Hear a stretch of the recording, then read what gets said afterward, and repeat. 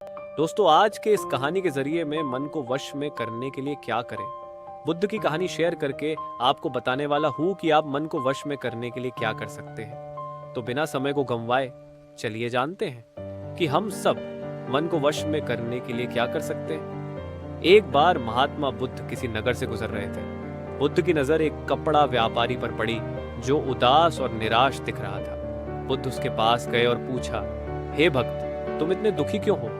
यदि आप मुझे अपनी चिंता के बारे में बताएं तो मैं आपकी मदद कर सकता हूँ। कपड़ा व्यापारी ने बुद्ध को प्रणाम किया और उन्हें अंदर आमंत्रित किया। व्यापारी ने कहा कि जब से मेरी पत्नी की मृत्यु हुई है तब से मेरे छोटे बेटे की देखभाल के लिए घर पर कोई नहीं है, इसलिए मैं हमेशा उसे अपनी दुकान पर लाता हूँ। लेकिन वह मेरी दुकान पर आने वाले हर ग्राहक की पगड़ी उतार देता है और कभी कभी उनका बैग उठाकर बाहर फेंक देता है। मैंने डांटा और उसको बहुत समझाने की कोशिश की, लेकिन वह नहीं समझा।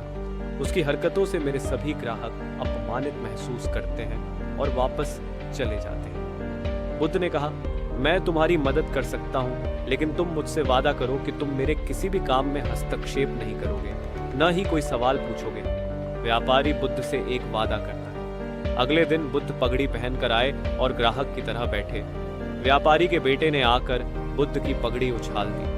महात्मा बुद्ध मुस्कुराए और बोले, बहुत अच्छा, जाओ और वह पगड़ी वापस ले आओ।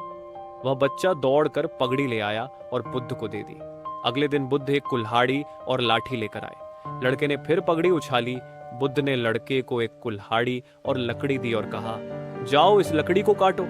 व्यापारी को थोड़ा डर था कि कहीं उसके बेटे को चोट न लग जाए, लेकिन उन्हें अपना वादा याद था। 7 दिनों तक महात्मा बुद्ध कोई न कोई नया काम लेकर आते और लड़के से करवाते। जल्द ही लड़का भूल गया कि उसे किसी की पगड़ी उछालनी है। व्यापारी बहुत खुश हुआ और बुद्ध को धन्यवाद दिया।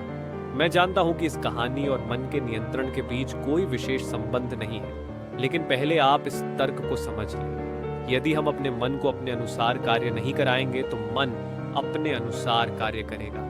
यदि हम मन को अपनी इच्छा अनुसार नियंत्रित कर लें तो मन को नियंत्रित किया जा सकता है। मन 2 तरह से काम कर सकता है।